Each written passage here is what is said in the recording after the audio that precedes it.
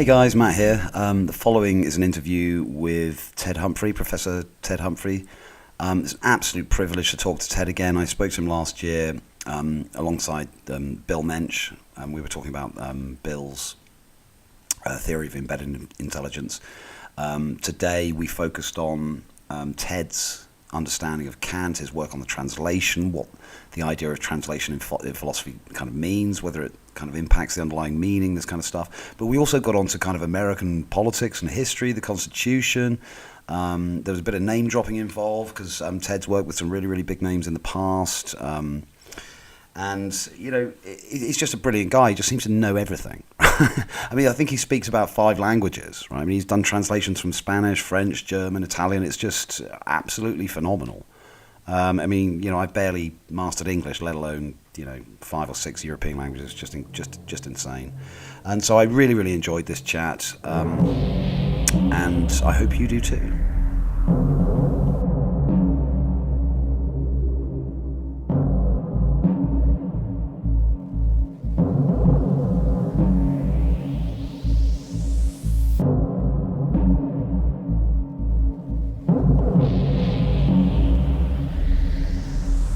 Hello, Ted. Good morning. How are you? Well, it's evening there, but I have to tell you, I used to be a morning person. I no longer am. 8 a.m. is the time I don't see. I don't see without my coffee and newspaper, unfortunately. Right. Yeah. I'm useless until I've had 3 coffees. Yeah. Totally useless. Mm. So obviously, Ted, last time you're one of our first. You're the first guest to come back. So that's a privilege. That's a milestone, and it's also a massive privilege to have you because, well, just one thing that's just occurred to me actually. We've been discussing Kant quite a lot in our kind of philosophy group, the Cheltenham UK philosophers, and he comes up all the time. And it strikes me that he is probably one of the most important thinkers in perhaps modern European philosophy.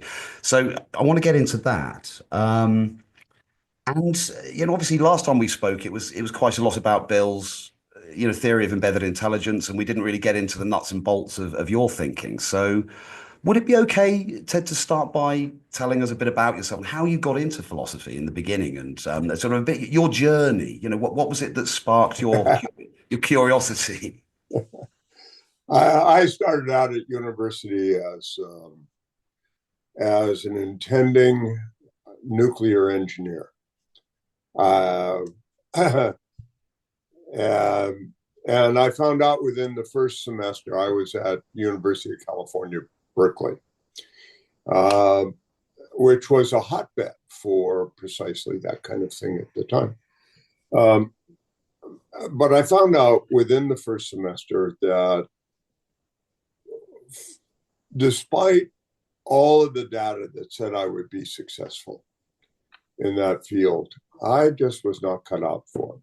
Absolutely not cut out for it. I'm not quite sure what the difficulties were. It may have been a function of a less than wonderful high school background. I came from a very small town, 1,000 people then, 1,000 people now. That attracted not the world's best teachers, let me put it that way. But of course, in that company, I did very, very well. But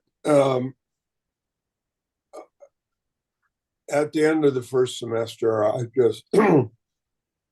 I assessed. And the second semester, I took a set of general courses. And the most influential of them was a course in Greek and Latin classics. And I just found a kind of home in humanistic studies. And for a number of reasons, among which was the size of Berkeley at the time. It was one of the larger universities in the United States, about 2,000 undergraduates and 5,000 to 7,000 graduate students. Very distinguished faculty. But again, I was from a smaller town and needed a smaller environment. So I went to the University of California at Riverside, which was at the time about 400 students with 120 faculty, was able to connect with rather easily with faculty there as well as students. And I took a very general curriculum, or at least I thought it was a very general curriculum. But in my 6th year as an undergraduate, my dean called me into his office and he said, "Mr. Humphrey, it's time for you to graduate." And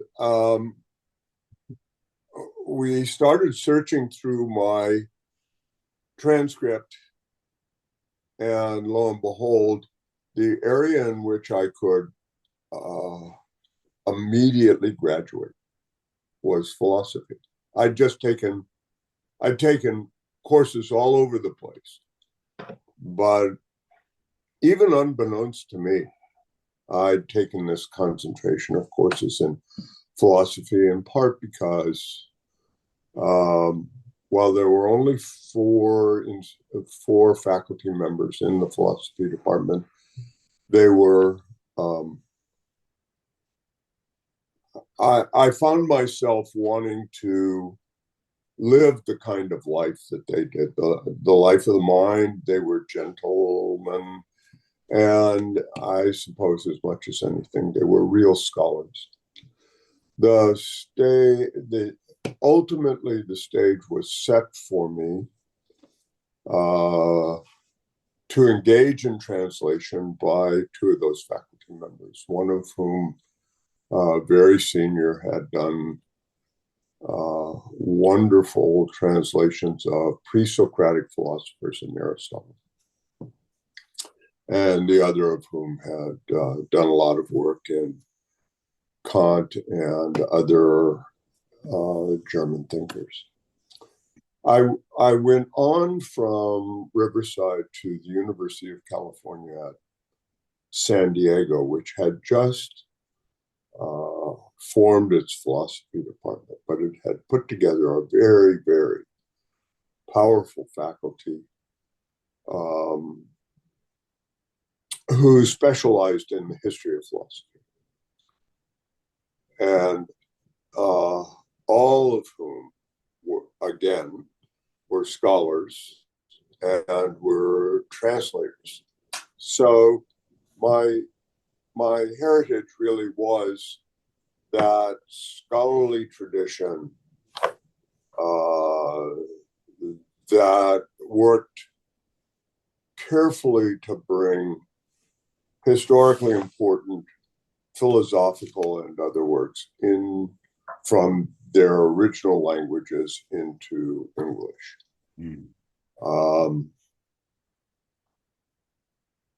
Yeah.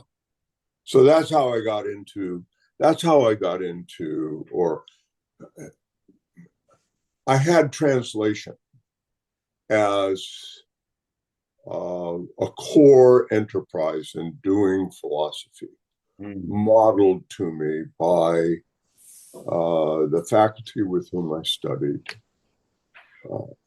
So did you already know German, Ted, or did you study German? I didn't start studying German until late. I was at San Diego and working with, at the time, a very, very famous philosopher, Herbert Marcuse, who was German, who was one of the refugees who had to come to this country because his dissertation supervisor, Martin Heidegger, when Heidegger assumed the rectorship at Freiburg, came back and told his Jewish students, Hannah Arendt and Herbert Marcuse in particular, that there wasn't a place in the German university for them and they had to leave. They came to the United States. Anyway, I was a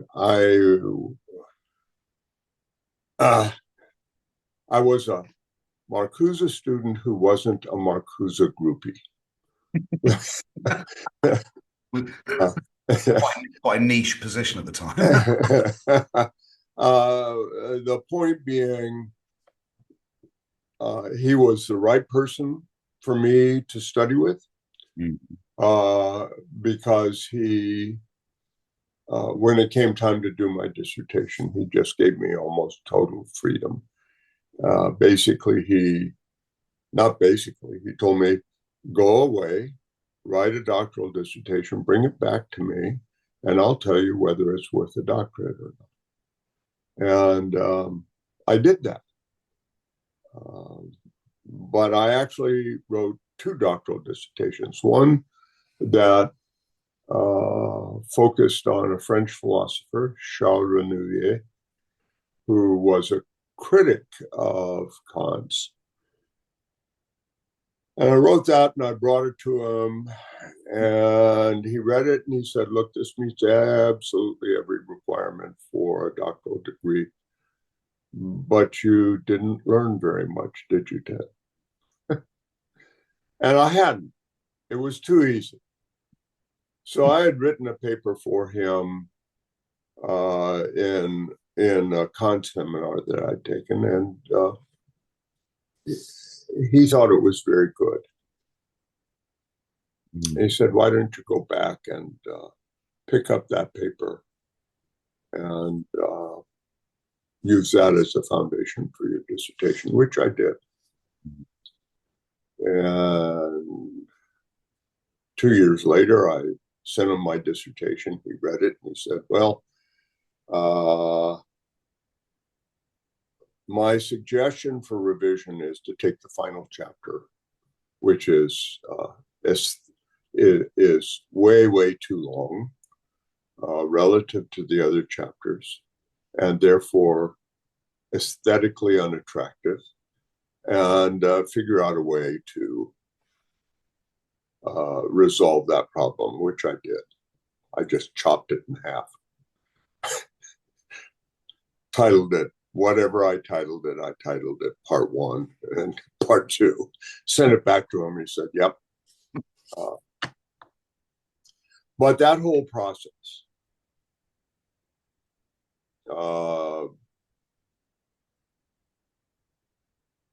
got me to the point where I had to work carefully in both French and German. I had to meet Marcuse's standard primarily in French. He was actually a specialist. He had 2 doctorates, one of which was in French literature. So he was very careful about that. Was Marcuse influenced by Heidegger and his thinking? Marcuse's phrase, was it? Yes, I don't think you can read Heidegger without be in Heidegger's presence without being influenced by it.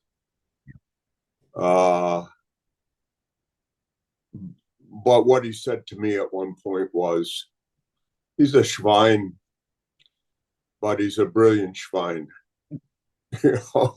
And of course he was. I mean, this was a morally corrupt human being, but really brilliant. I don't think you can read Heidegger, just as you can't read Kant. You can't read Heidegger without being influenced by him. So at this point, I was in pretty good shape because I had done Greek and Latin, and I'd done the Greek and Latin in part with Philip Wheelwright at UC Riverside. And then I'd done the French and German. I just had those pretty much in hand.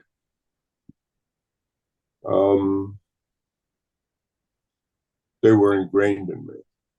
That education, incidentally, was not unlike the education of pre-World War II British philosophers, all of whom came out of the Greats program, right? And you couldn't do that without knowing a variety of languages, particularly Greek and Latin, but they also were fluent in German, many of them, and of course in French, even more of them. I think it's ironic that when those philosophers, most of whom served in World War II, when they came back from the continent and rejoined the faculties at Oxford and Cambridge in particular, kind of abjured languages. They, English was the language in which they did philosophy. Even in the presence and under the influence of Wittgenstein.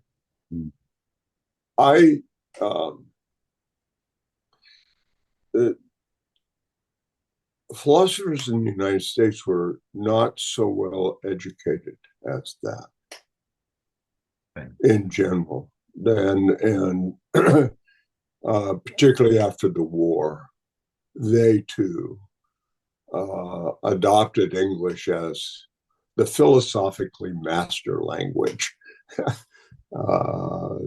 So, and their reasoning was something like this. All right, those ideas, whatever those ideas might have been, but ideas about morality, about metaphysics and so on, are really interesting, and we want to pursue them. And yes, of course, they arise in Descartes and Hume and Kant and so on. But it's the ideas we're interested in, not necessarily their expression in German or what have you. I've thought about that a lot, and my basic response is this. If you don't know the language and you can't follow it through in the language in which the ideas were originally expressed, how do you know you've got the idea right to work on?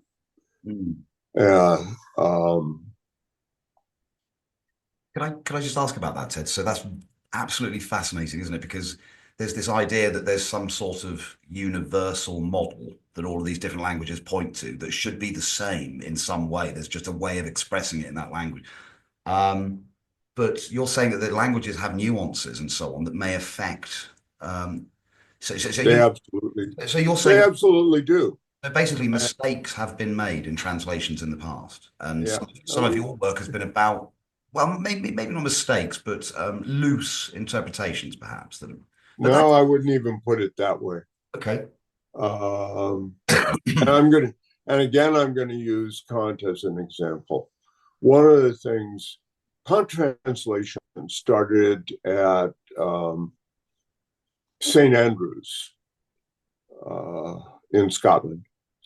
And but for a variety of reasons, migrated very quickly to Edinburgh. And one of the things that I did at a certain point in my career was spend a lot of time in the archives at Edinburgh. There was a philosopher there named Douglas Stewart. He was in fact a mathematician, but the only chair available, he was he was highly sought after. The only chair available at the time was in moral philosophy. So he was appointed professor of moral philosophy, and having come from St. Andrews, he began to think fairly carefully about Kant and presented lectures on Kant. And one at the time, and I don't know if this is still true, but at the time, Edinburgh was a very, it was in a way a very public university. All of the chairs were supported by various guilds in and around Edinburgh. And Douglas Stewart's chair in moral philosophy was supported by the funds from the shepherds located on the Bruntsfield Green, which is still there, but there aren't sheep on it anymore. And one of the requirements that the guild set down was every lecture had to be recorded in a fair hand and stored in the archives. So one of the things that I did was go to work on Douglas Stewart's lectures to see the way in which he was casting Kant's language into English, because there was a certain fashion of doing philosophy at Edinburgh. He had to craft Kant's language in such a way that it would fit into the conventions of that style of doing philosophy. Okay, so that's not a mistranslation, is it? No. Not at all. It's an attempt to make Kant's thoughts available in a way that's conceptually accessible to the students and faculty at Edinburgh. So I traced that down, and then I kind of followed the trail of Douglas Stewart's students who'd gone on to do work in Kant, and kind of the most important of those, but either an intellectual, probably an intellectual grandson, as I remember, was a person named Norman Kemp Smith, who dearly beloved by the Scots, but who came to the United States. He actually came to Berkeley for quite some time, and then returned to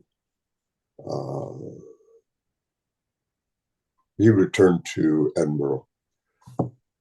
He produced the first, what I would call the first definitive translation of Kant for my generation of Kant scholars. But again, he did that translation within the context of the kind of philosophy that was being done in the English-speaking world in the 1930s. So it's a translation that's profoundly influenced by those ways of thinking about things. Did it affect the underlying concepts that Kant was talking about? Did it affect the underlying concepts? Did it change them in any way? Yeah, it did. And it did in particular. Phenomenalism was a dominant intellectual current at the time. And in order to accommodate Kant's vocabulary, Kim Smith had to coin a lot of terms in English that were either awkward or very difficult to make sense of. There is a core term in Kant's epistemology that colors and underlies his entire epistemology and metaphysics, and that term is erkenntnis, Erkenntni, the double S, the mastava, erkenntnis. And he translated that term mode of knowledge. And no could figure out what the bloody hell that term meant in English. Mode of knowledge. Is it way of knowing? Is it a kind of object of knowledge or what have you?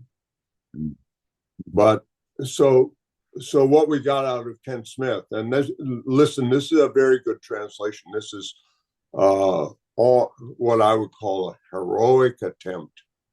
Sorry, Ted, which work? Sorry, Ted, which work was this? Is this the critique? Oh, this is the critique of pure reason. I'm sorry. Yeah. That's okay. Yeah.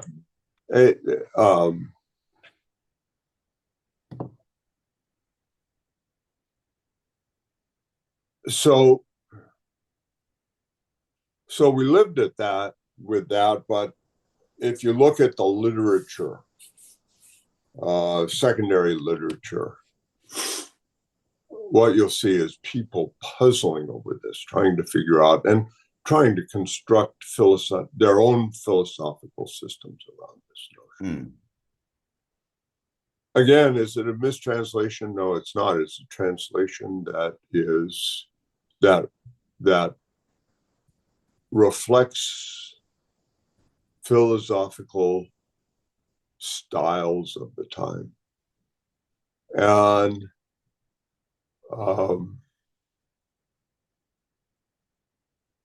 can one find errors in that and other translations of the time? Of course one can, because of course one can.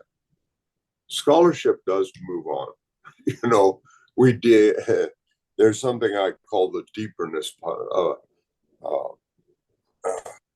process, that what scholarship is you start at a certain level, that's your foundation. You try to find out what lies beneath that level.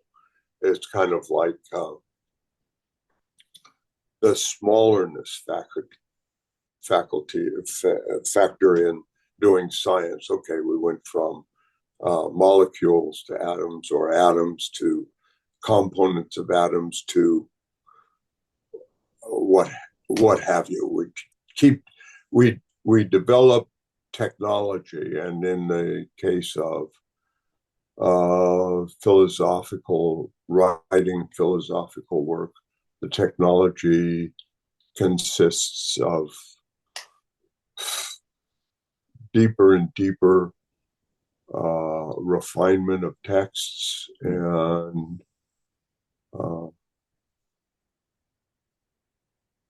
deeper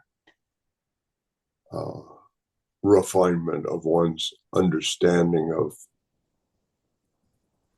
of the language. One of the great differences between Bill and me, and this has gone on for 20 years, I have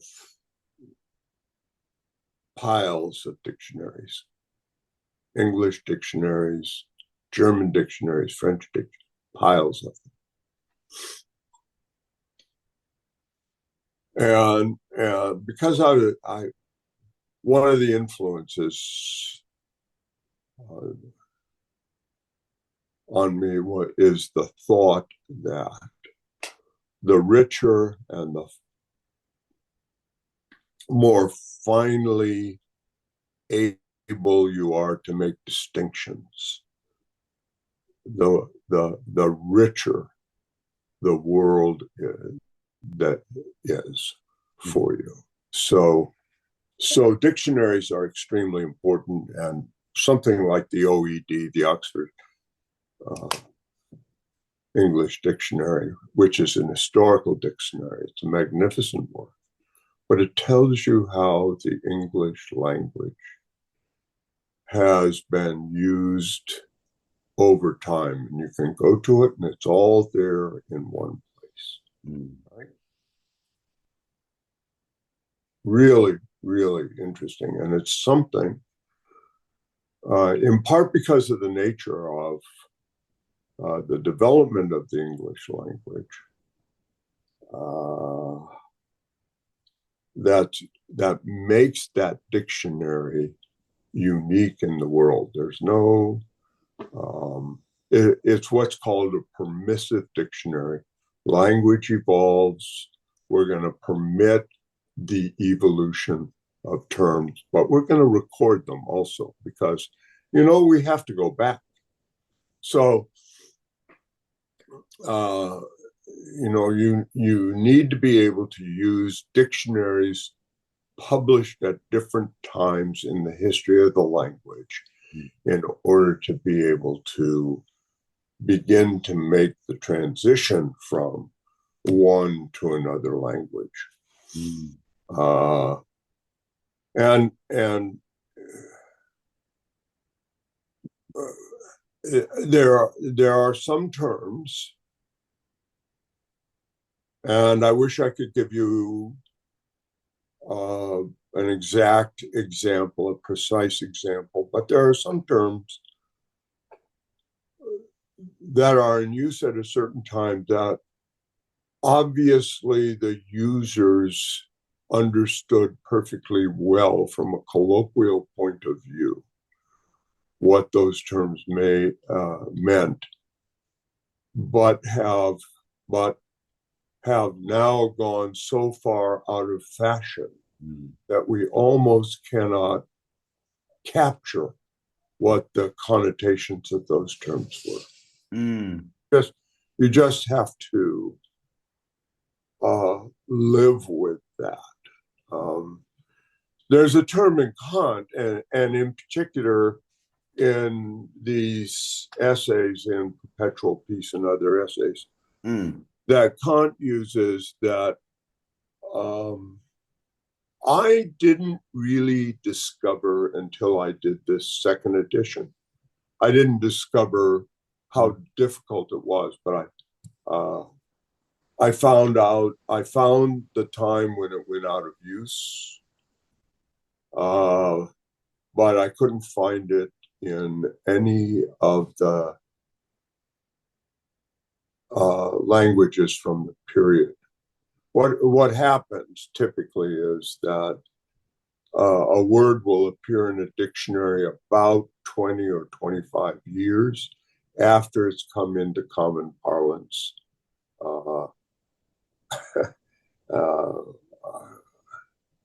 among people. And that happened with this particular term, except that from what I can see it never got into a dictionary as such.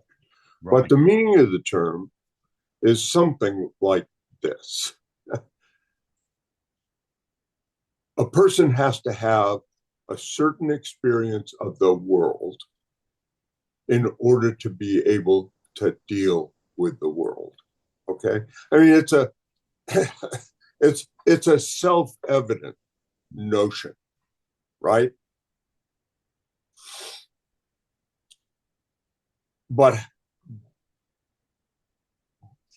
at this period of time in Germany, there was a one word to express that notion. I can't figure out a single. One of my principles of translation is one word,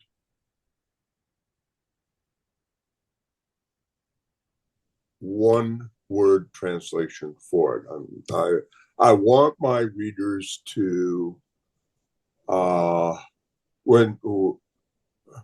when they look in the appendix of my translations, I want them to be able to know that when they read that English word in the text, it means that word in German.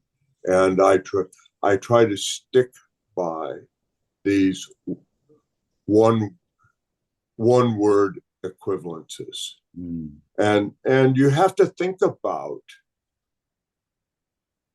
the connotations that are involved there. It's easy to slip up there. Really easy. Yeah. So no, that's absolutely fascinating. And this idea that there could be, can you hear me okay, by the way, Ted? Oh yeah, absolutely. But this idea that there could be a meaning, a complex of ideas in German that takes a sentence, 5 or 6 words, in English. And so did you always successfully find a single word replacement? No. Right. So No. I mean, that says something really interesting about language, doesn't it, in itself? That what is it about the way that the German language is structured that led them to come up with a single word for something? Or is that single word historically just a compound of smaller kind it of is a compound. It is exactly that, a compound of words. And German can do that easily. Whereas in English it's well nigh impossible. Yeah. And is that to do with the aesthetic of the language? That might be something to do with the yes, absolutely. Yeah. And oftentimes it's what people will be pointing to when they think that spoken German in particular is an ugly language, because they can because they can attach so many not just syllables but parts of words together to create new ones. And we can't do that in English. That's not part of our syntax. And I don't know how that arose. I'm not enough of I don't do linguistics. And persons who do linguistics could explain that. And I've just pointed out to myself, here's an area where I didn't bother to do my homework, as it were. I should have known that. Because I mean, just on the linguistics question, this idea that there's a universal grammar, for example, Chomsky talks about this, doesn't he? And yes, wherever you are and however the language is constructed aesthetically or culturally, it still points towards these coherent frameworks that we all share, right? And notice he always ends up pointing to the deep structure. It's kind of like a metaphysical claim. There is a deep structure there. Well, if there is that deep structure, and there may well be. Why don't you reveal it to us? It's like, weigh it. Yeah, weigh it. yeah, yeah. Hmm. So So that's interesting. Could we, because we did very briefly touch on this in the last conversation with Bill, and I asked whether being an expert on the translation, does that necessarily mean, you're an expert on Kant as well, because you've been through with a fine-tooth comb. Like you say, you've tried to get yourself into the mindset and understand the conditions of language at the time. I mean, it strikes me as one of the best ways into understanding a work. Is that fair to say? well, obviously, Or is it possible to translate it without understanding the philosophy? oh, I don't think so. No, I don't. I No, don't think so. But impossible. I'm also willing to say, look, one has to understand that one's always placing a construction on the thought, and is at this point, and and I don't want to be immodest about this, but at this point, what I would say is, when this is the first edition, when one reads the second edition of this thing, uh, you're not going to be able to untangle Humphrey from Kant. Right. There is in this particular book, and I think part of the reason why this particular set of translations has had a 40-year history, and the publisher now thinks it's going to have an additional 30 to 35-year history, is that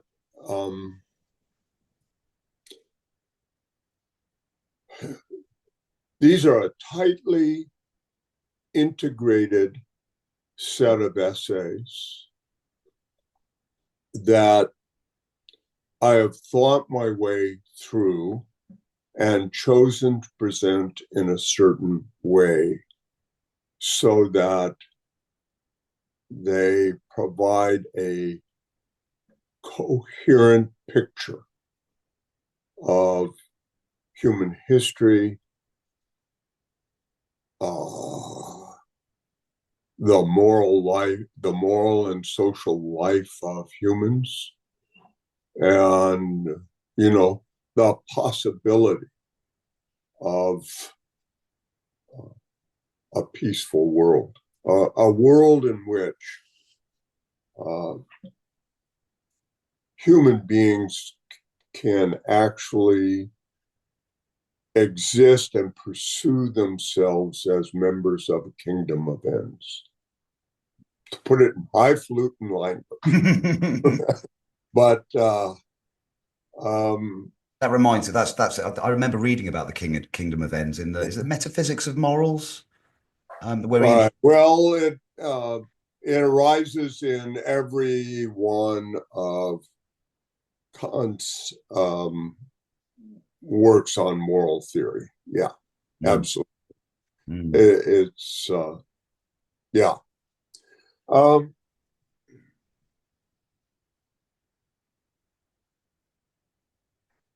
Could you tell us about the kingdom of ends? And I mean, obviously, it does relate to the categorical imperative as well, doesn't it?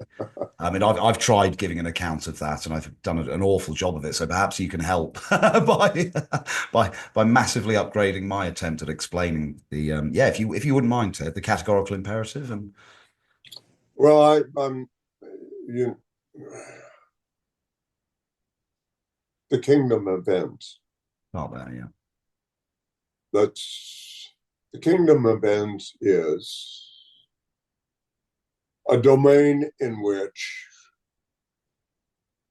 every being that possesses the quality of dignity is able to pursue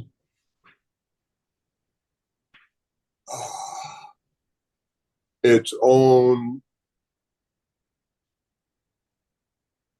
full flowering. I want to use that word. Maturation works, but flowering is gives you a sense of a different sense, full flowering, limited only by the recognition and respect for the rights and ability of every other member of the kingdom to do the same. Does that help?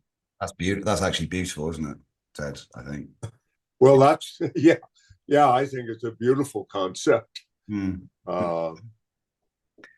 Is it the case that did he arrive at this position through the categorical imperative and this notion that you have to be okay, the categorical imperative, or is that how we get there? Well, there's a wonderful line in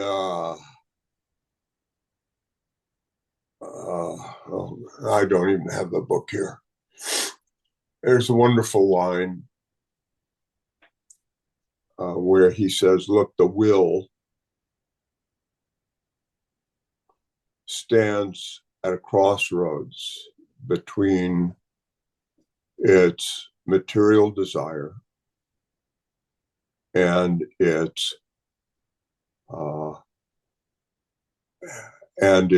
duty. Okay. And that's a perpetual condition of the will. So you can see that relative to the concept of the kingdom of ends, you've got a domain in which each and every entity possessing dignity is having to make that decision at every moment. So the categorical imperative tells us that in every instance, we have to choose our duty as opposed to our desire. So if I'm hungry in a restaurant, I can't just grab food off someone's table. I have to, dutifully resist that. Well, you do, yes. I usually do. Thank God we're habituated to that. Huh? but yeah, that's but what is the duty to, and where does the duty duty to what? The duty's to oneself. Right. The duty is to oneself. And it's to oneself because it's what you will for every other being. With dignity. Yeah. So,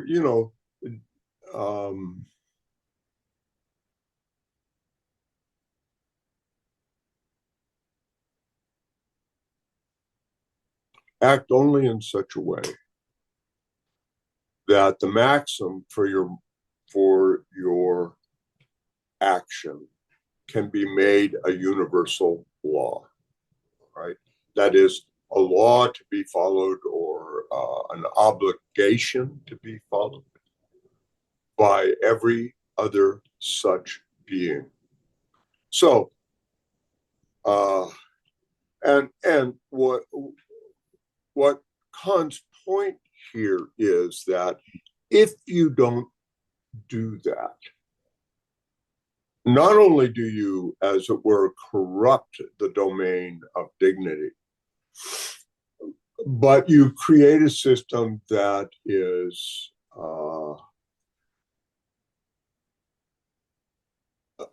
a system that cannot sustain itself. Everything in nature acts in accordance with universal laws. Only a rational being or a free rational being can act in accord with the concept of law. So he's not limiting it necessarily to humans. He's just saying rational beings. beings capable of. I'm well, free rational beings. Right. Any being that to which we ascribe dignity as opposed to mere worth. Right. At a certain point, Kant says, look, all value is either dignity or worth. If the value is worth, then, or if a thing's value is worth, then it's commensurable with any arbitrarily chosen other object. This orange is worth this orange here now is worth 4 apples. That's commensurability.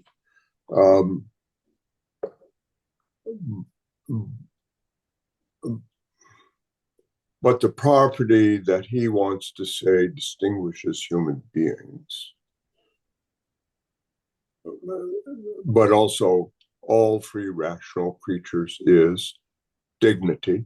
And bearers of dignity are incommensurable. We can't trade my life for yours or yours for mine. We can't. It has no material measure. It can't be materially measured. Yeah. Again, go back to that distinction. Yeah. So, what was it? What was the whole kind of essay of Perpetual Peace, and what does he say about the possibility of peace? You also worked on something called "What is Enlightenment," didn't you? Well, the essays in this volume are a progression of occasional essays that he wrote for an audience that in our time would say read the Atlantic Monthly or the Economist, or in other words, it was popular in the sense of being written for an educated audience.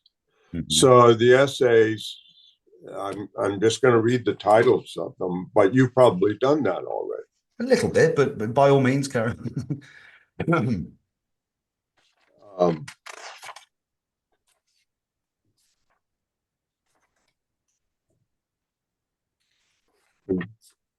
So the idea for a cosmopolitan history, or a universal history with a cosmopolitan intent. The argument there is, from a conceptual point of view, history is not just a sequence of events, but ultimately it's going to be a sequence of events that lead to a certain end. And that end is an end that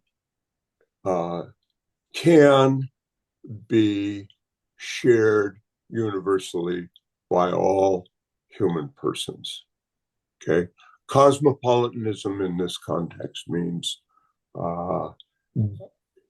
being part of a world community, or I'll say a world community. So that essay, temporally and also logically, is followed by the Enlightenment essay, where he defines his age as an age of enlightenment, by which he means it's an age in which, particularly in terms of strictly personal life, one has the right to think for oneself. He has to make a very delicate distinction between what he calls positions at the service of the state or the service of the nation. And he includes their religion, medicine, and law. Okay, those are areas in which education and in which service are at the service of the state. In this case, sorry.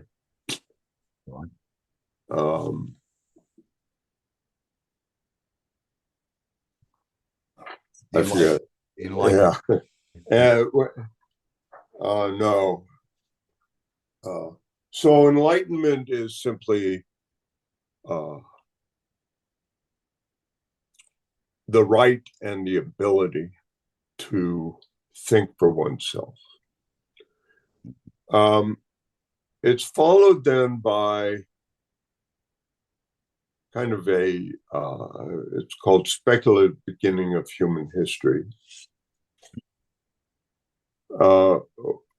where he imposes an interpretation on the Torah, on what Christians call the Old Testament.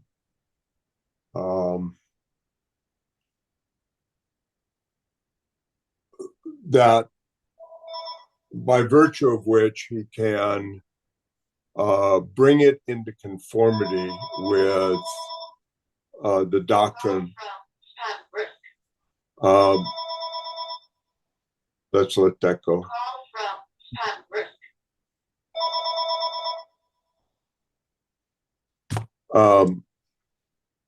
Bring it in conformity with his views about cosmopolitanism.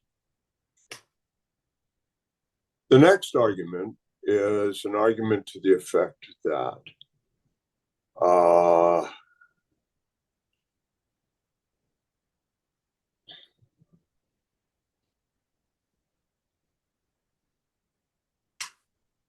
sorry, it's not that I forget what it's about, it's that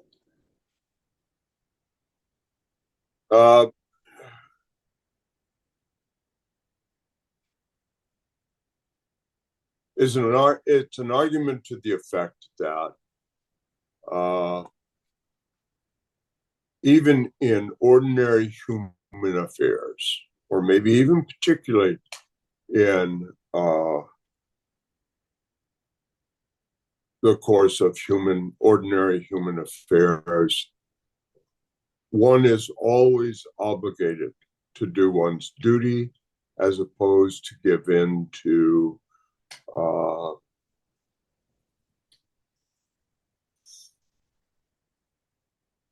the temptation to do what will get one through, essentially. And so, I mean, that may be true in theory, but won't work in practice. What he argues in that is when one is tempted to give in to the easy way, covering things over, one needs to think a bit longer and deeper about what the consequences of that may be, and the way in which it will lead to a degenerating moral environment. And from there, he moves on to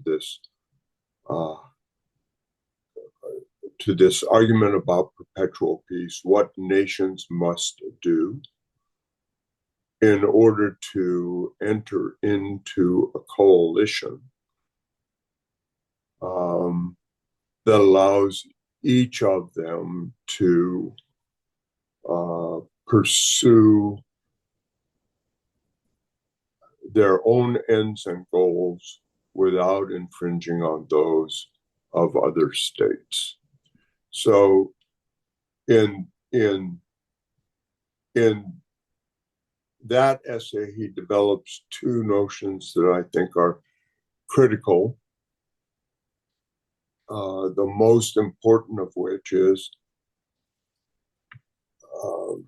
the notion that all decisions that affect the lives of others have to be made in public. All decisions, all such decisions are governed by a rule of transparency. He sets out rules for conducting war on the one hand, but they're rules that are designed to create trust among the individuals, and then he moves on to this argument of making decisions that affect the lives of others, other nations, in public, and argues that, look, if you are unwilling to do that, that suggests, that's prima facie evidence for the fact that you are trying to do something underhanded. I was just thinking, I mean, to some degree, I mean, we have the United Nations. I know it isn't exactly functional, but you know, we've pursued some of these goals, haven't we? And I know that the British Parliament, we can watch that on live TV, so we can see the conversations and debates going on. So to some degree, some of these ideas have been pursued and delivered, haven't they? Yes, they have. And, you know, I think that the United Nations is an attempt to exemplify, to pursue this goal. But part of what you see going on is the pursuit of self-interest as opposed to the pursuit of the interests of all. It's the result of believing that your goals and ends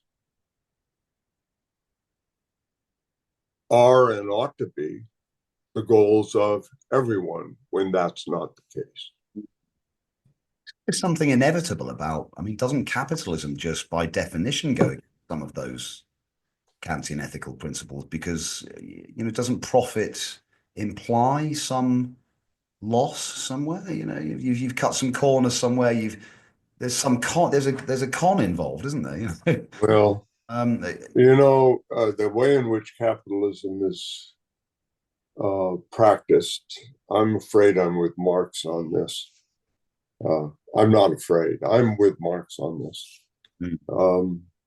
It's unsustainable. It absolutely turns human beings into commodities. Yeah. Your worth is your labor value, period. Yeah. And that's commensurate. Anyone who can perform that labor or perform it better than you, more efficiently than you, right? It's not about the worker, it's about the production process. You know, you could get replaced by a robot, you know. Well, yes. You know, and obviously that seems to be you're going to be. what are we going to do in 20, you know, I mean, the suggestion is that even a lot of the technical work, so software engineering, the legal profession, anything that involves text and documentation can just be replaced. And then we're looking at actual decision making being made by these LLMs and so on as well. And you know, well, yes, if you're prepared to reduce them to their least common denominator, and I think that you've got to resist that. But you know, human beings are in my opinion, are very strange creatures. In the United States, and I think around the world during World War II, men went off to war, women went off to work. When men came back, the men took over returned to the jobs that the women had taken on in their absence. And in the United States, part of what happened, and I think it's happened other places, in the United States, what happened was all of a sudden, the women, having become accustomed to the social life of work and to the independence that they felt as a function of earning wages and so on, decided they were not going to go back to the house. They were going to stay out. Now, all of a sudden, you've created an environment in which, at least in the United States, you begin to create at a very foundational level excess wealth. Now,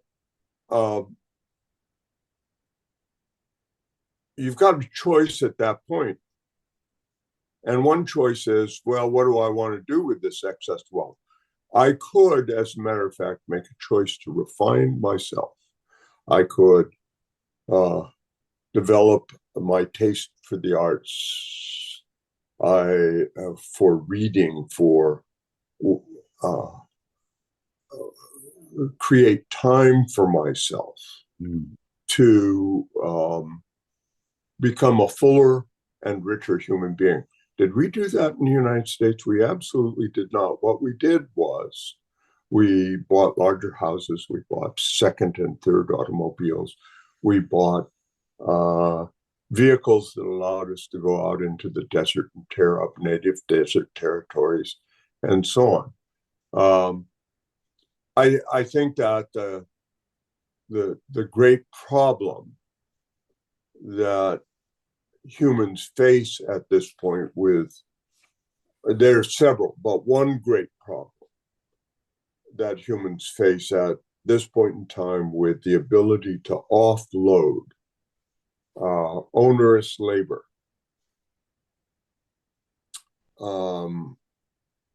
is that we haven't developed as a cultural value the constructive and enriching use of leisure. Most people can't deal with leisure. So just eat more, drive faster, and just do all of the things that you do, but more of it. Because watch crappy TV. Yeah. I don't. That's judgmental. But I don't. It is making a judgment. I'm not sure it's judgmental. But I mean, I've talked about this kind of thing elsewhere, that there does seem to have been in the last 20, 30 years, certainly in Britain, some kind of dumbing down. And I remember some of our bookshops, popular bookshops like Waterstones, used to have a philosophy section.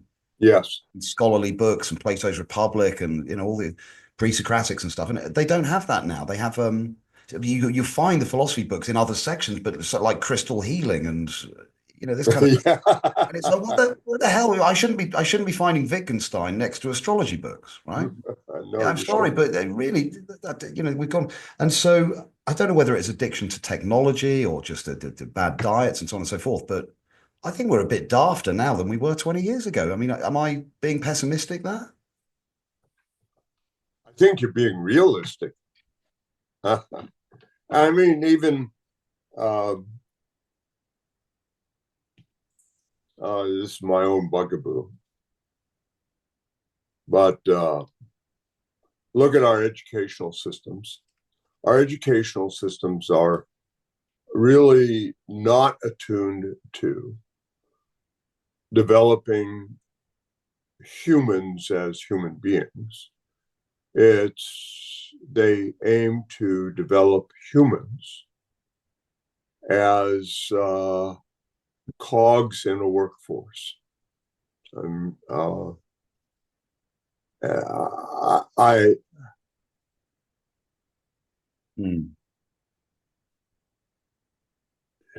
We're engineers,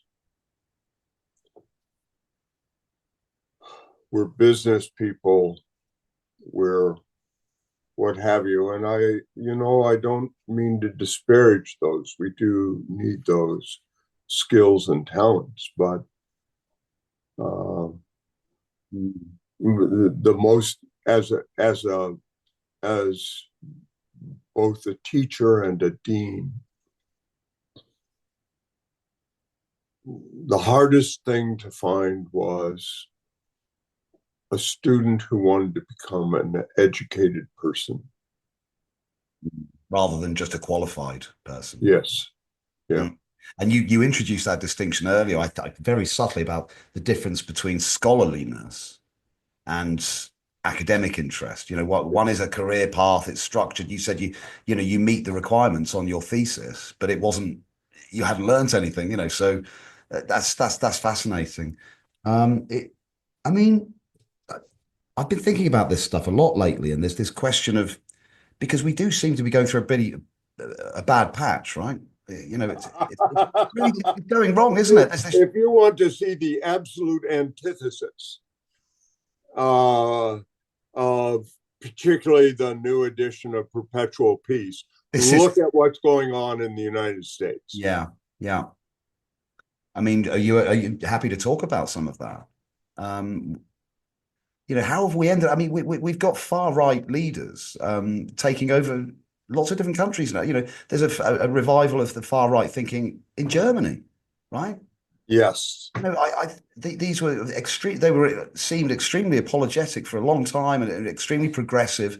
Now seem to be sort of regressing in some ways. I think it's mostly in East Germany. Interestingly, I'm not convinced about that. But yeah, what's going on? Is this a reaction against? About that. Is this a reaction against the progress that was being made in terms of cosmopolitanism and so on? Is it a pullback against, is it just old people being grumpy about the old, thinking the old? I don't think it's just old people in the United States. If you look at, if you look at the population that supports Trump, President Trump and his politics, they're from the Midwest and the Southeast strongly, some in the West and the West as well, but not California, Oregon, and Washington.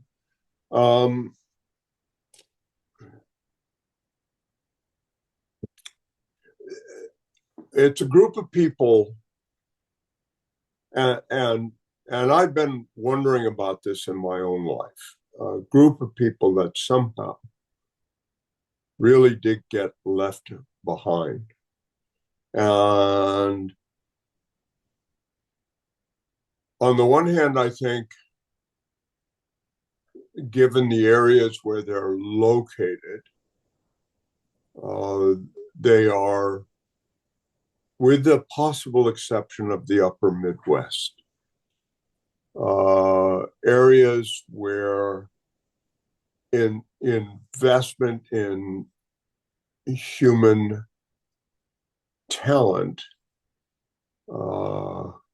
has been sparse.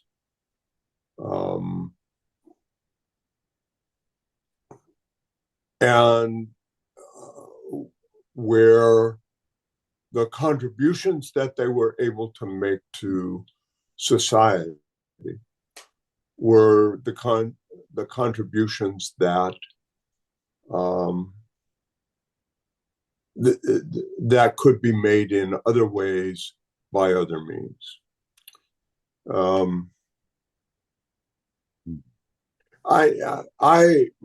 When Trump was elected the first time, I was stunned, and my basic view was my whole career was for naught. That is to say,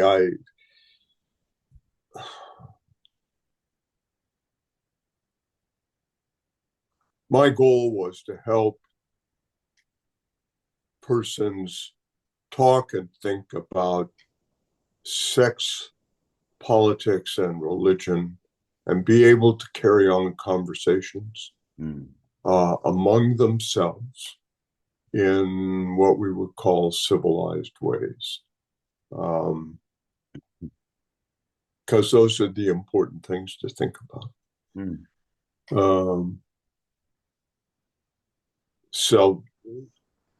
Self-maturation, self-actualization.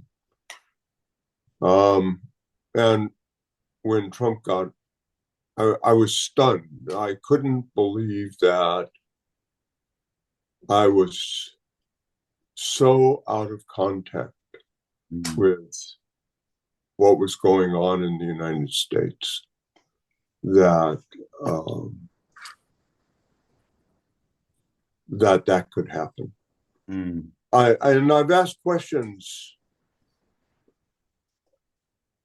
very specific questions, since. When I graduated from the University of California, when I got my bachelor's degree, one of the things I had to do was pass an exam for no credit, but absolutely had to pass it on the Constitution, the structure of the federal government, Constitution, and the structure of the California government. There was a very specific curriculum associated with that. And I kind of blindly believed that that was a requirement of every university. Right. And not only was it not a requirement at the time that I got my BA, but where it was a requirement, including in the state of California, the requirement had been overturned.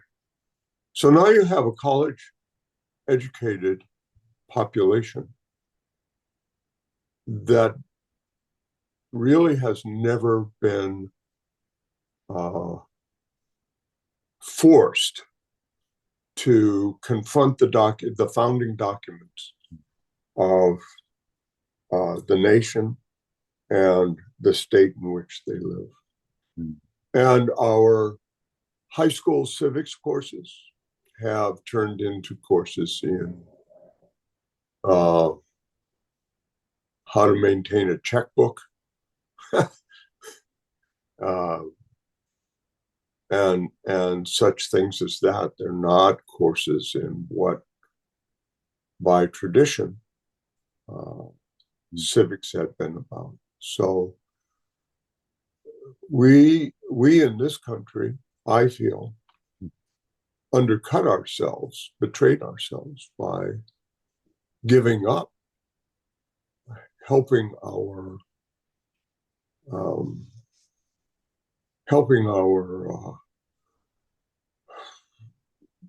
population understand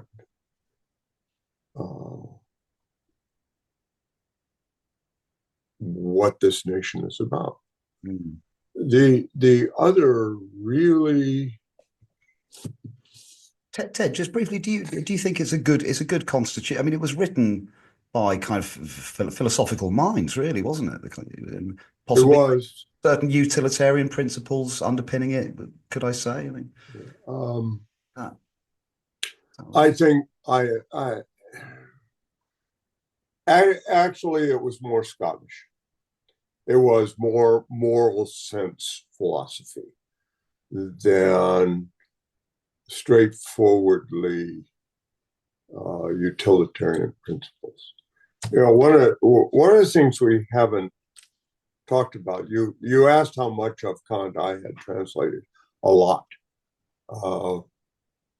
Some of it in publication, some of it simply for myself. I mean, and I've often thought of bringing it together, but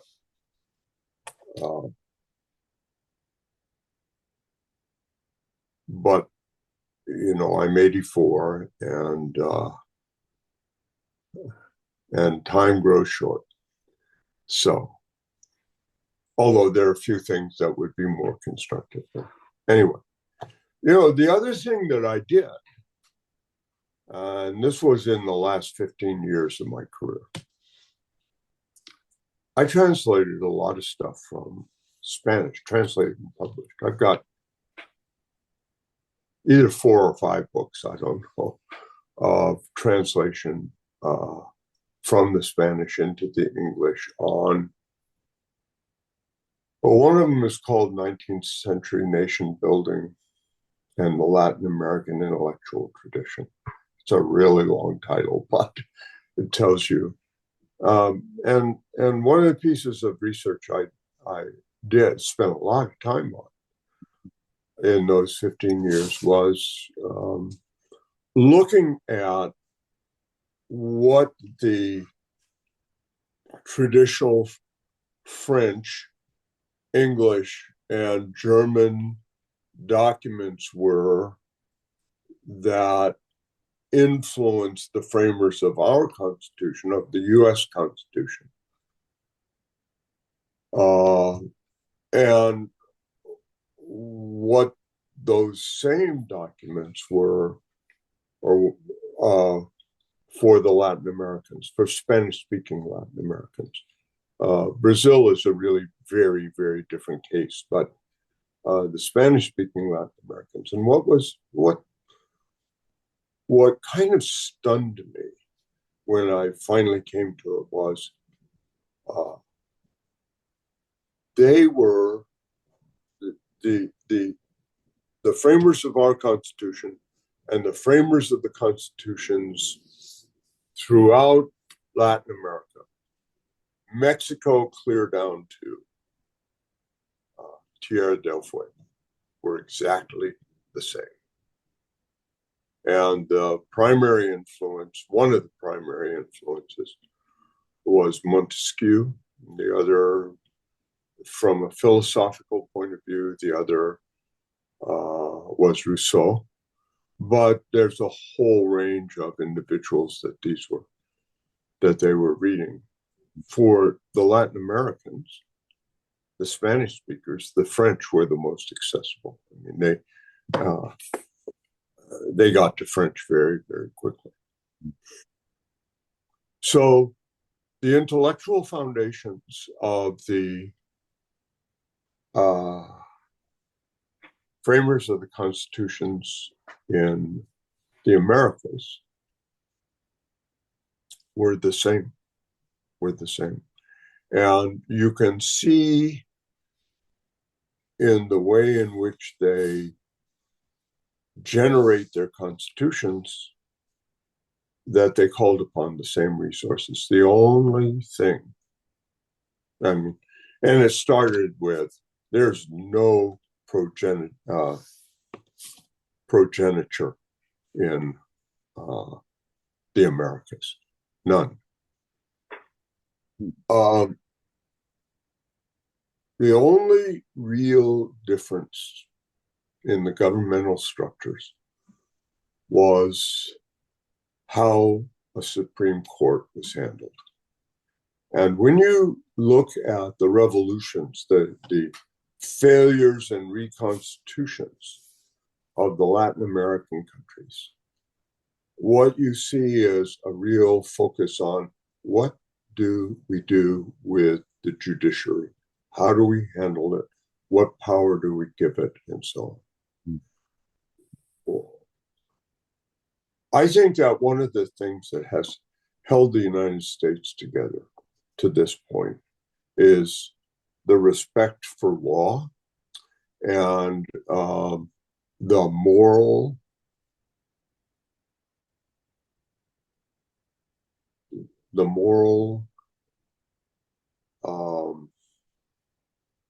respect that the judiciary held. And what I see going on now is an undermining of that respect and an undermining by virtue of the kinds of appointments, politicized appointments, that have been made not only to the Supreme Court, but all up and down the federally appointable judiciary in this country. That's a side note, but those, and education is a way to fit into the economic system as opposed to the enrichment of the human person.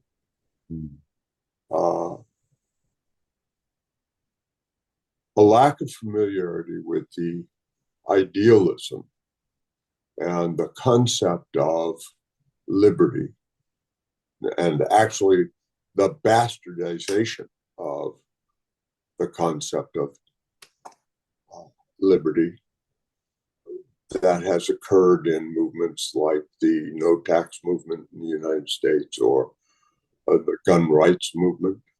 Just absolutely horrible. And the undermining of respectful law in the person of the judicial system. The other thing that added to it, and I'm sorry, I'm not rambling here, but the other thing that this is brilliant. No problem. The other thing that added to it, we now have in the United States the almost institutionalized view that the United States was created as a Christian nation. Now, no, and look at the power that the evangelical Christian right now exercises in this country. What most people don't understand, are totally unaware of, is that phrase, one nation under God, and the inclusion of some or another statement about God, understood, of course, as the Christian God, was not introduced in the United States until 1952. Wow. That's the first time that phrase occurs, and it occurs in it's a revision of the Pledge of Allegiance, one nation under God, and then it comes to be on our coinage. Well, how in the hell did that happen? It happened during the McCarthy era, when McCarthy, Joe McCarthy, I'm talking about, when McCarthy started the House on American Activities and began to contrast the United States with a spiritual nation, with the godless communists, okay, and started putting people in jail. I actually had a professor put in jail because he would not sign a loyalty oath, the loyalty oath coming on the heels of McCarthyism. But President Eisenhower, was Eisenhower, kind of paid obeisance to McCarthyism by his endorsement of the inclusion of God language in our Pledge of Allegiance and on our coinage. And, that just was, that's the camel's nose right there. So is America a theocracy? I mean, I remember Frank Zappa many years ago said that he thought America was becoming like a theocracy. Yeah. But is that actually?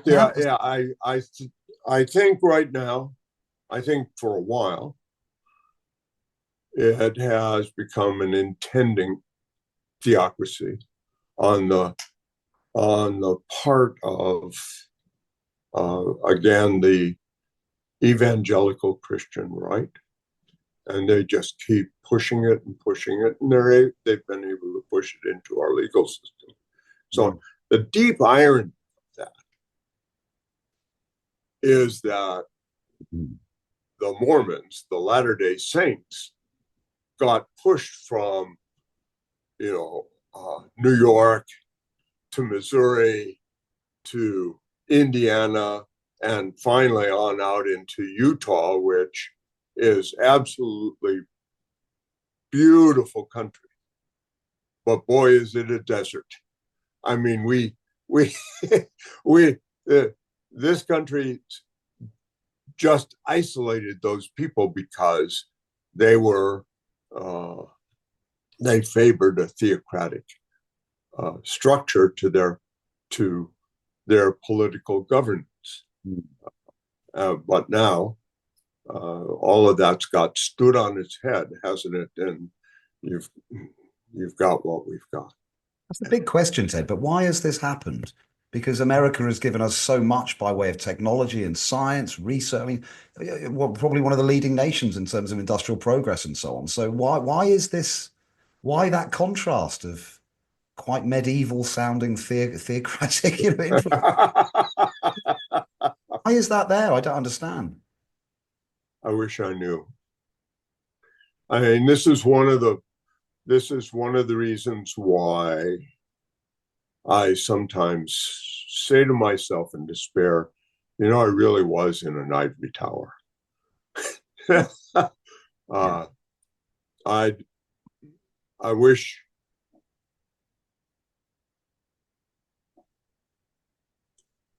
I knew, but or even I wish I had a theory other than to say, if you commodify human beings, where else can you go? Right. And we've been busy at work commodifying human beings. Then it seems that in the same people are commodifying human beings and then claiming that the scriptures are the answer. So they, on the one hand, they're talking about Christian ethics and charity and giving, and then sticking us in a, cornering us with other stuff. I don't know. Well, but you're dealing with people who say there is but one book and there is but one way to read that book. That's a problem. They are so far from Martin Luther, who, said, "Here I stand." He understood that he had a reading of the book, but that but there was nothing in Luther that said you have to read the book in the same way I do. And as a matter of fact, there was in the tradition of Paul to Luther and onward, there was a tradition that each person be his or her own witness before the divine. There again, the forces of conformity, it seems to me, the forces against thinking for oneself have become so strong. I have a cousin who is a white evangelical right-wing conservative, and when he writes to me, the only thing he's interested in doing is evangelizing me, in getting me to read that book in the way he wants it read, in the way he reads it. Yeah. Anyway, it can be frustrating, can't it, when you encounter friends and family that you love or respect, but then it becomes, it seems to have got worse as well. I mean, it's only in my experience in the last 20 years, people seem to have got more entrenched in their dogmatism somehow, and the debates got more polarized, and it feels as though you've got to wear the shoes and walk the talk of a particular ideology, irrespective of logic, wisdom. You've just got to sing that song, and that I find that deeply troubling. I really do. Well, yeah. I mean, Otherwise, be silent. yeah, that's right. If you, and I mean, I wonder whether we were talking about these theocratic evangelists and so on. I wonder how many of them really believe sometimes. Are they just using it as a badge of honor to attain status, social status, or do they really believe? Do they really believe they're going to hell if they? I, I, actually, unfortunately, I think they do. Wow. Okay. Yeah. Okay. I sometimes look at Trump and his cronies, and I think, are they really Christian? I mean, I remember Tony. Oh no, well, no, I mean, no, but like take there was the Iraq War when they said there were weapons of mass destruction. They didn't find anything. Our guy Tony Blair, he was on a TV interview, BBC News, and one of the interviewers said, "So you're a Christian, aren't you?" And they said, "Do you ever pray with who was the American? It was Bush at the time." They said, "Do you pray with President Bush?" And he just kind of laughed it off. But it was actually a good question because they were declaring they were Christians. It was part of the narrative against the Middle East and so on. And exactly. I just wonder sometimes how many of these guys really are. I don't think they're some of them. I mean, Well, they have to figure a way, don't they, of to appeal to a mass audience in order to be able to develop develop. So I can send you this, but when I was finally putting this manuscript to bed, I was trying to figure out what to say about my predecessors. Previous translators and experts on Kant, you mean? Yeah. Yeah. And I'm going to read this to you. And maybe I've already done that. If I have, just stop me. But this,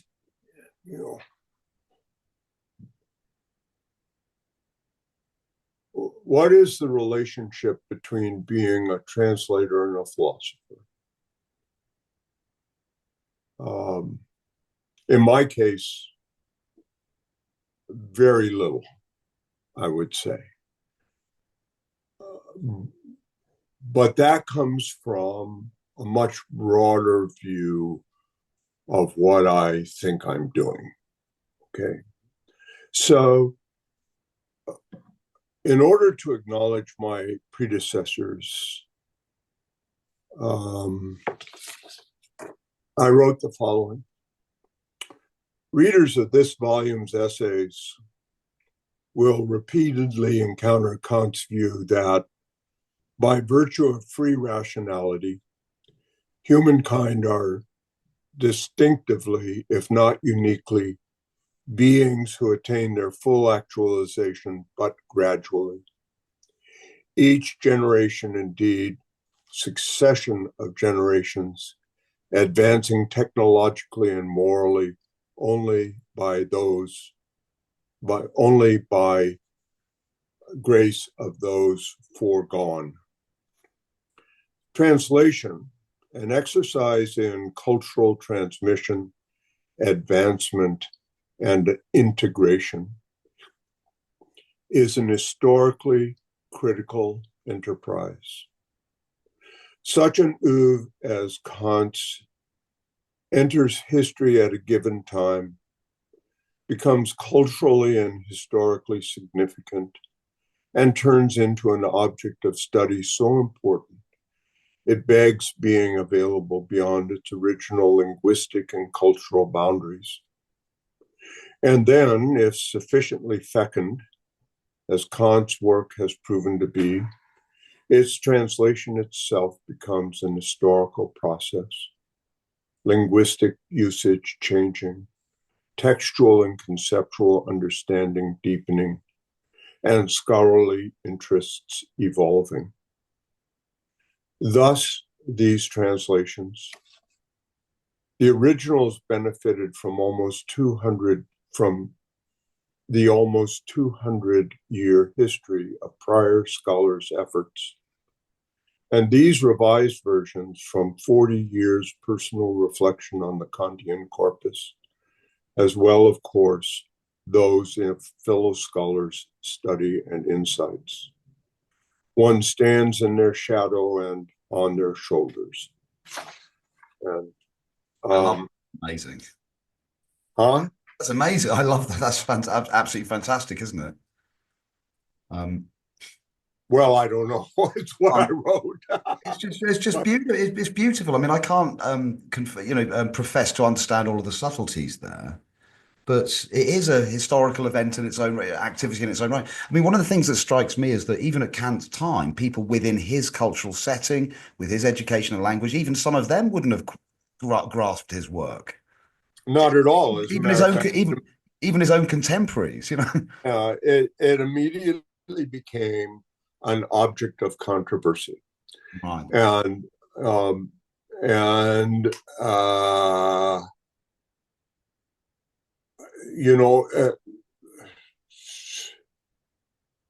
lines of interpretation opened up, schools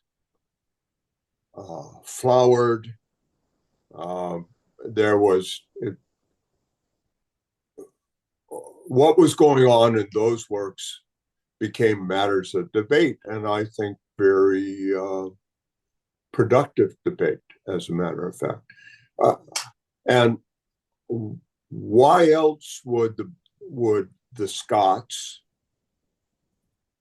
and the British and the French and the Italians and so on have become interested in this? Because there's a lot of territory to explore here. This territory incognita, really.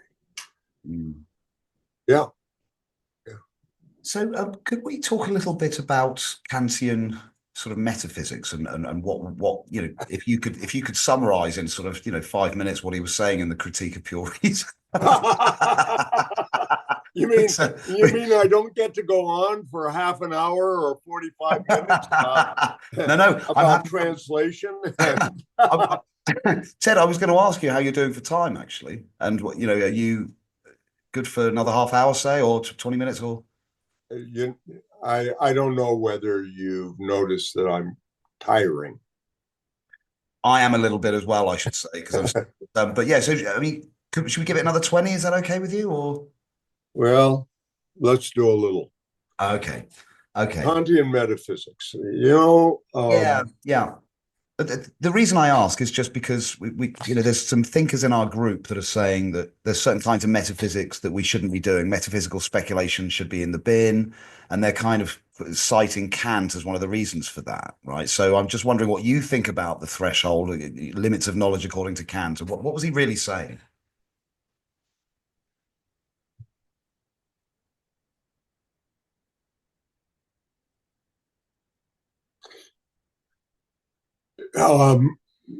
The thing in itself, okay?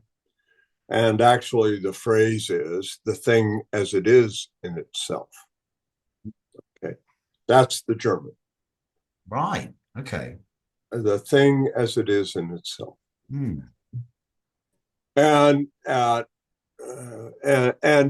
correlate of that, the transcendental object equaling X. They're not to be equated, but they're correlates. Okay. I don't know how to start here. Let me start this way. No matter what else may be the case, what we know is each of us takes a separate space-time journey through the world, right? And that separate space-time journey is very complex because those are not just physical facts about our journey. It also points to psychological facts about our journey and what gathers in us from a psychological point of view as we go through the world. And it's a well-known fact, for instance, that children raised in the same household, each child raised in a given household has a very different experience of that household, comes out of it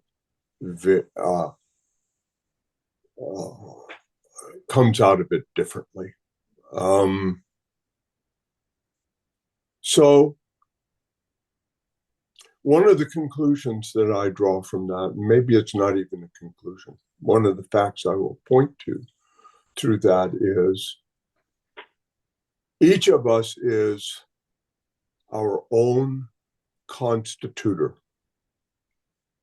if that's a word, of the space-time of our world.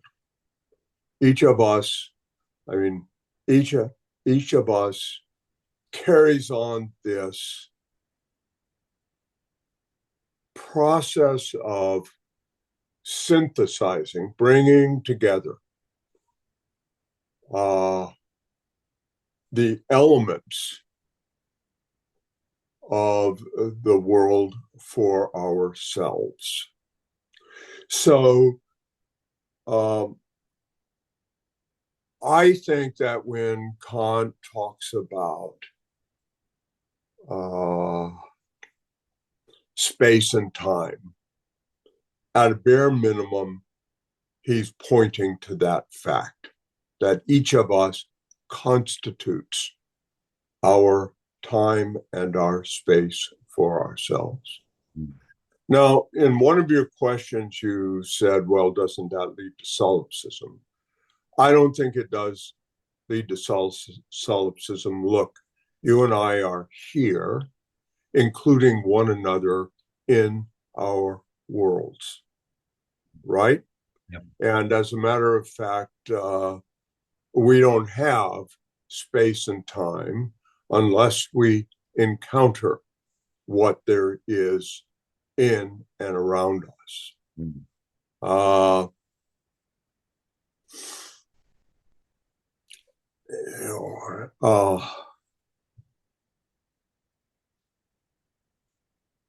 Now, if space and time are personal in that way, defining of subjectivity in that way, that doesn't mean that there isn't a world out there. But the issue becomes, what is that world in and of itself? What are its characteristics and so on? And, how do we construct a world that exists independently of us? It's a very sophisticated kind of activity. On the one hand, we meet the same things, the same individuals at different points.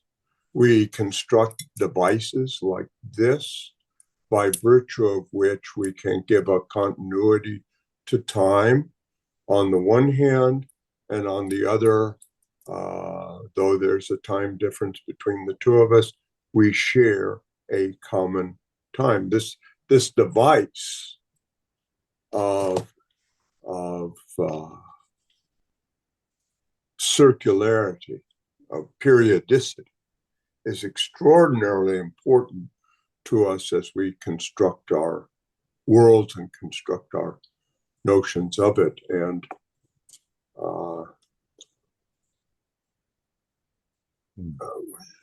Kant's caution is this, that while I have many, many encounters with various objects, while you and I have many encounters with one another, to say that my notion of you, my experience of you, reveals to me you as you are in yourself, is to become quite confused about things.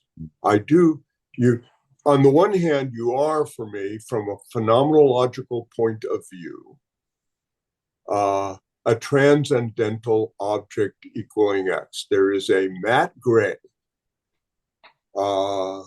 with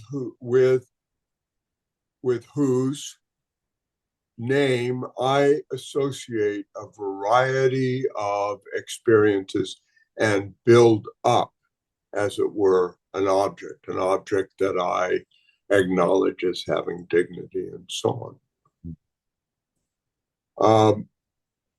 So it's a caution more than anything else. It's a caution to be not to be arrogant, not to arrogate the world to one's self.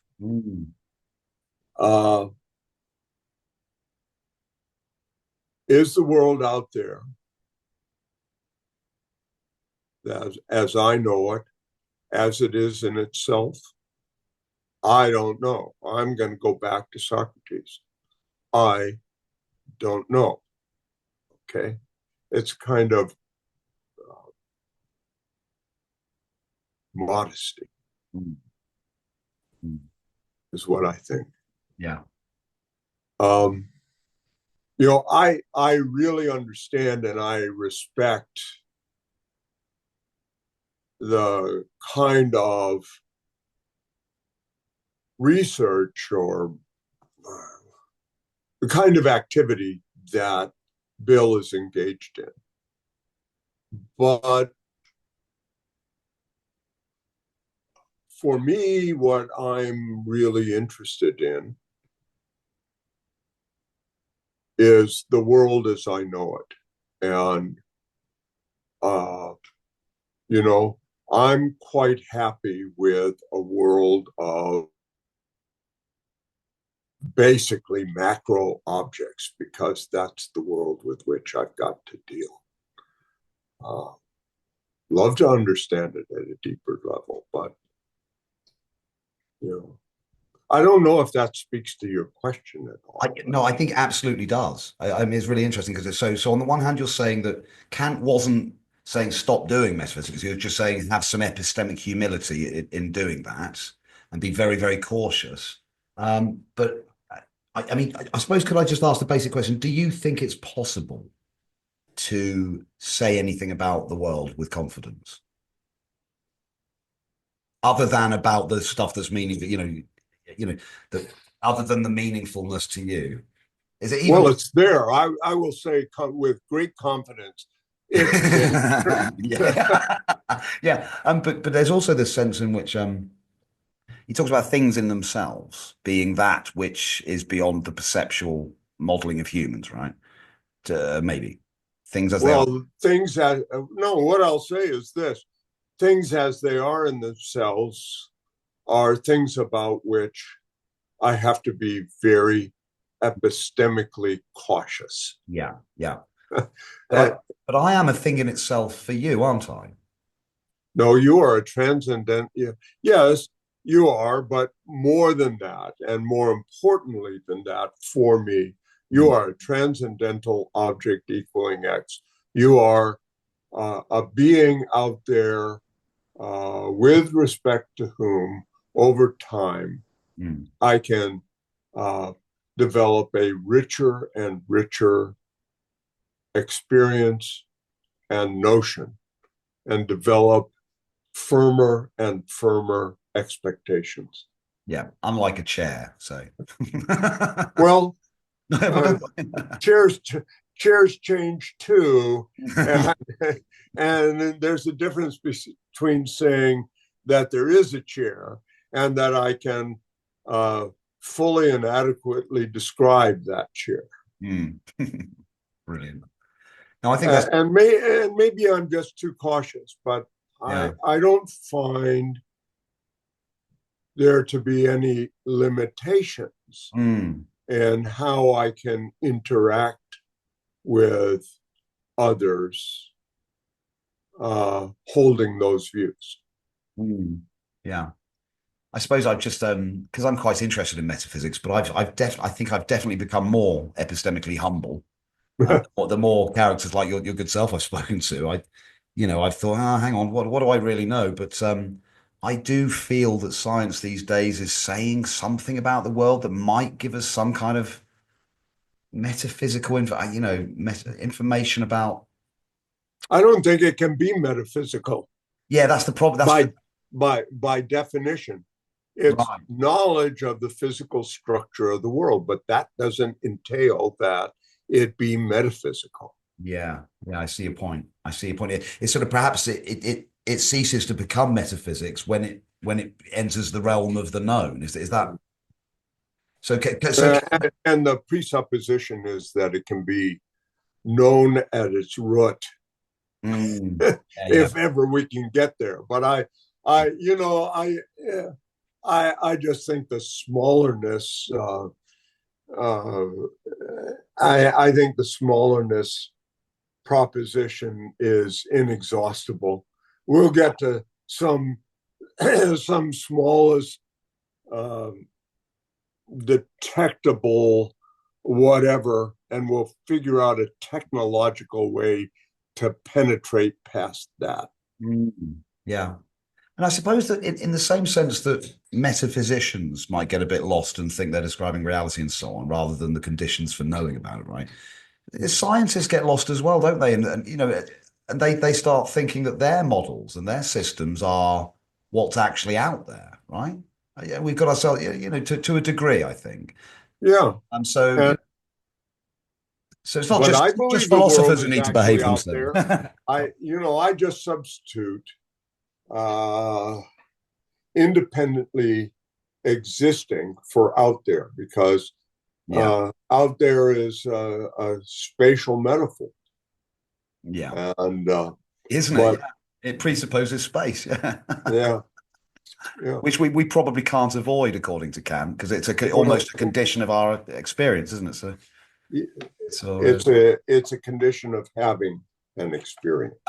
That's it. Yeah. Well, Ted, we're close to the 2 hours now, so probably think about wrapping this up. That's been fantastic. I can't wait to listen back on that. There's so much interesting content there. Thank you. I'm always available, and I enjoyed it. Yeah, and I think that it might raise a few questions with myself and my members that we could perhaps come back and talk about again. As long as I'm able. Brilliant. I'd love to do that. Okay. So thank you very much. And we'll speak again soon. Yeah. Been very, very pleasant. Thank you, Ted. Same here. Bye-bye.